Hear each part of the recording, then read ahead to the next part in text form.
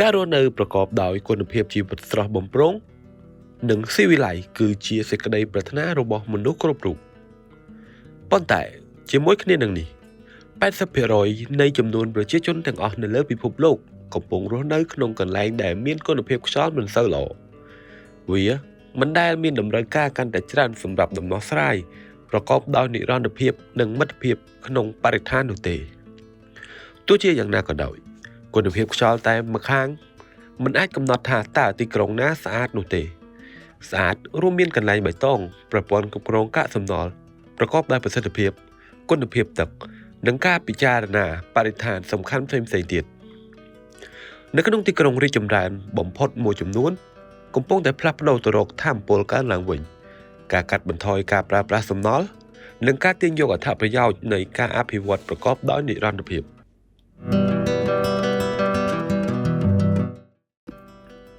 ឥឡូវយើងមកស្គាល់ទីក្រុងទាំង5នៅលើពិភពលោកដែលជាទីក្រុងស្អាតជាងគេបំផុតនៅលើពិភពលោកទីក្រុងស្អាតគឺជាភាពស្រស់ស្អាតដែលយើងមើលឃើញនិងពួកគេមានកំណត់ស្តង់ដារច្បាស់លាស់សម្រាប់កំណើននៃទីក្រុងនាពេលអនាគត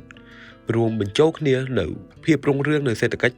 និងការគ្រប់គ្រងបរិស្ថានស្អាតបានល្អទី1គឺទីក្រុង Copenhagen របស់ប្រទេស Denmark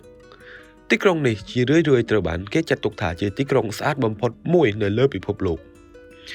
វាបានផ្ដល់អត្ថប្រយោជន៍ដល់និរន្តរភាពក្នុងការអភិវឌ្ឍទីក្រុងជាមួយនឹងចំនួនប្រជាជនប្រហែល 1.99 លាននាក់រដ្ឋធានីរបស់ប្រទេសដេនម៉ាកត្រូវបានបង្កើតវិធានការដែលដាក់វានៅជួរមុខអំពីគំនិតផ្ដួចផ្ដើមនៃបរិស្ថានខណៈដែលលក្ខណៈសម្គាល់មួយទៀតគឺនៃទីក្រុងនេះគឺការប្រើប្រាស់កង់យ៉ាងទូលំទូលាយដោយហេតុថាមានមនុស្ស 62% បានធ្វើដំណើរដោយកង់ដែលជាតួលេខដែលកាត់បន្ថយការបំភាយនៅការបំពុលអាកាសយ៉ាងល្អប្រសើរលើសពីនេះទៅទៀតទីក្រុងនេះត្រូវបានគេស្គាល់ថាជាទីក្រុងដ៏ល្អប្រណិតក្នុងការប្រើប្រាស់ AI និងទិន្នន័យធំៗដើម្បីបង្កើនប្រសិទ្ធភាពនៃការប្រើប្រាស់ថាមពលនៅក្នុងអគារសេវាកម្មសាធារណៈនិងការបង្កើតស្តង់ដារសកលសម្រាប់ទំនាក់ទំនងរវាងបច្ចេកវិទ្យានិងការខិតខំប្រឹងប្រែងក្នុងការអភិវឌ្ឍព្រៃឈើទី2គឺសិង្ហបុរីដែលជាភាសាអង់គ្លេសហៅថាសិង្ហបុរីត្រូវបានគេស្គាល់ជាផ្លូវការថាជាទីក្រុងស្អាតឥតខ្ចោះនិងការបដិញ្ញាចិត្តចំពោះនិរន្តរភាពជាមួយនឹងប្រជាជន6លាននាក់កម្មវិធីស្អាតនិងបៃតងរបស់សិង្ហបុរីដែលបានអនុវត្តតាំងពីឆ្នាំ1960ដោយនាយករដ្ឋមន្ត្រីលោកលីខ្វាន់យូបានបង្កើតមូលដ្ឋានគ្រឹះសម្រាប់អនាម័យស្អាតនិងស្តង់ដារបរិស្ថានរបស់ទីក្រុងនេះការប្រើប្រាស់សួនរបស់សិង្ហបុរីនិងការរចនាស្ថាបត្យកម្មអេកូឡូស៊ីដូចជាកំពូលដើមឈើនាពេលអនាគតវាបានបង្ហាញអំពីការបដិញ្ញាចិត្តខ្លួនចំពោះទីក្រុងបៃតងលើសពីនេះទៅទៀតប្រព័ន្ធគ្រប់គ្រងទឹករបស់វាមានលក្ខណៈស្អាតនិងស្តង់ដារតាមលំដាប់ថ្នាក់ពិភពលោកសិង្ហបុរីក៏ជាទីក្រុងដែលដាក់ពិន័យក្នុងការចោលសំរាមយ៉ាងតឹងរ៉ឹងពលដែលការផាកពិន័យទៅលើការចោលស្ករកៅស៊ូរហូតទៅដល់ 1,000 អឺរ៉ូឯណោះដើម្បីរក្សាអនាម័យស្អាតនៅតាមដងផ្លូវសិង្ហបុរីកាត់បន្ថយការកកស្ទះនិងការរក្សាបរិយាកាសដែលអាចរស់នៅបានខ្ពង់ខ្ពស់ជាមួយនឹងគុណភាពជីវិតនិងប្រភេទខ្យល់ដែលល្អឥតខ្ចោះទី3 Calgary នៃប្រទេស Canada Calgary ជាប់ចំណាត់ថ្នាក់ទីក្រុងស្អាតបំផុតលំដាប់ថ្នាក់លេខ3ដោយសារតែច្បាប់បរិស្ថានមានការរីកចម្រើនជាមួយនឹងប្រជាជនជិត 1.4 លាននាក់ទីក្រុងមានភាពស្អាតក្នុងការកាត់បន្ថយការបំពុលខ្យល់និងទឹកខណៈដែលការការពារធនធានធម្មជាតិរបស់ខ្លួនថែមទៀតផងCalgaryបានទទួលយកប្រព័ន្ធគ្រប់គ្រងកាកសំណល់កែច្នៃឡើងវិញប្រហែល 75% នៃកាកសំណល់របស់ទីក្រុងនេះទាំងមូលវាក៏មានប្រព័ន្ធប្រព្រឹត្តកម្មទឹកសំណល់ដ៏ទំនើបមួយបំផុតនៅលើពិភពលោកដែលបន្សុទ្ធទឹកបានរហូតជាង100លានលីត្រជារៀងរាល់ថ្ងៃលើសពីនេះទៅទៀត Calgary គាំទ្រជំរើសនៃការធ្វើដំណើរប្រកបដោយនិរន្តរភាពពលគឺពួកគេផ្ដោតលើការដឹកជញ្ជូនតាមប្រព័ន្ធសាធារណៈការជិះកង់ការកាត់បន្ថយការបំភាយឧស្ម័នកាបូនិកទោះបីជាមហាអំណាចប្រទេសនេះមានភាពរីកចម្រើនក៏ដោយ ទី4ទីក្រុង Helsinki របស់ប្រទេសហ្វាំងឡង់ Helsinki រដ្ឋធានីនៃប្រទេសហ្វាំងឡង់គឺជាទីក្រុងមួយដែល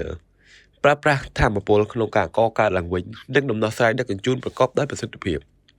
ជាមួយនឹងចំនួនប្រជាជនជាង675,000 នាក់វាត្រូវបានចាត់ទុកថាជាទីក្រុងមួយដ៏ធំក្នុងចំណោមទីក្រុងដែលគួរឲ្យចង់រស់នៅបំផុតនៅលើពិភពលោកពលដោយសារតែទីក្រុងនេះមានបរិយាកាសនិងការរក្សាអនាម័យបានល្អប្រព័ន្ធគ្រប់គ្រងកាកសំណល់ប្រកបដោយប្រសិទ្ធភាពវាលេចធ្លោដោយការបំលែងកាកសំណល់ទៅជាថាមពលដែលអាចប្រើប្រាស់ឡើងវិញនិងអាជីវកម្មខណៈដែលការកាត់បន្ថយការប្រើប្រាស់ក្នុងការចាក់សម្រាមបានយ៉ាងខ្លាំងការបដិញ្ញាចិត្តរបស់ទីក្រុងនេះចំពោះនិរន្តរភាពកាន់តែទៅមុខនិងគំនិតប្រួយដើមនៃទីក្រុងឆ្លាតរបស់ខ្លួនដែលប្រើប្រាស់ប្រព័ន្ធបច្ចេកវិទ្យាទំនើបបំផុតដើម្បីត្រួតពិនិត្យនិងបង្កើនប្រសិទ្ធភាពនៃការប្រើប្រាស់ថាមពលគុណភាពខ្យល់និងការរៀបចំទីក្រុងទៅតាមប្រព័ន្ធ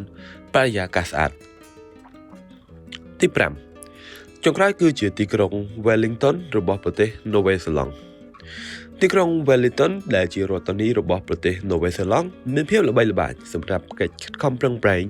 បន្សុទ្ធខ្យល់ស្អាតនិងបរិស្ថានស្អាតវាគឺជាផ្នែកមួយចំពោះការព្យាយាមការការពារធនធានធម្មជាតិនិងខណៈពេលដែលការកាត់បន្ថយការបំពុលអាកាសនឹងនៅជាមួយគ្នានោះដែរទីក្រុង Wellington បានហាមឃាត់ការប្រើប្រាស់ថង់ប្លាស្ទិកនិងលើកទឹកចិត្តយ៉ាងសកម្មនៅការដឹកជញ្ជូនសាធារណៈវិធីសាស្ត្រប្រកបដោយនិរន្តរភាពដូចជា ecosystem based adaptation និងផ្ដោតទៅលើការរក្សាប្រព័ន្ធអេកូឡូស៊ីដើម្បីទទួលបានផលវិជ្ជមានក្នុងការបម្រែបម្រួលអាកាសធាតុទីក្រុងនេះមានគុណភាពខ្យល់ខ្ពស់បំផុតរបស់ពិភពលោកដែលធ្វើឲ្យវាក្លាយជាទីក្រុងនាំមុខគេក្នុងការរស់នៅនៃទីក្រុងស្អាតហើយជារួមមកក្នុងការរក្សានៅទីក្រុងស្អាតគឺមានកត្តាមួយចំនួនដូចជាការកាត់បន្ថយការប្រើប្រាស់ការបំពុលដែលមានដូចជាប្លាស្ទិកជាដើមវិធីសាស្ត្រក្នុងការបន្សុទ្ធនិងកែច្នៃនៅរបស់ប្រើប្រាស់ឡើងវិញហើយរួមជាមួយនឹងច្បាប់តឹងរ៉ឹងក្នុងការថែរក្សាអនាម័យនៅទីសាធារណៈជាដើមបាទសូមអរគុណសូមជួយចុច like និង subscribe ពួកយើងនឹងជួបគ្នានៅវីដេអូក្រោយ